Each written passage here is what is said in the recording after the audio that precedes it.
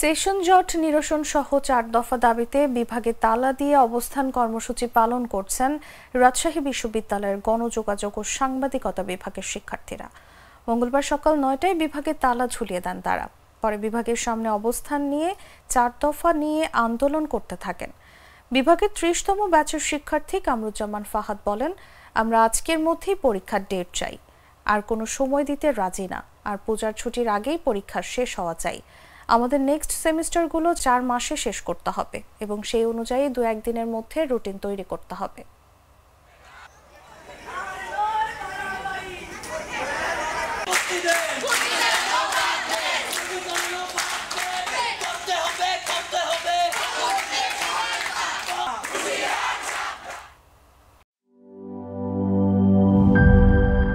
পুচকি মশা কামড়ায় করবো আমার 4টি বাট্টি গোল। মশা মার। অক্টাগার্ড মশার কয়েল জম এর ডাবল অ্যাকশন ফর্মুলা 2 মিনিটে মশা দূর করে আপনাকে দেয় 12 ঘন্টার সুরক্ষা। আইসা পড়ছে জম, মশার খেল খতম।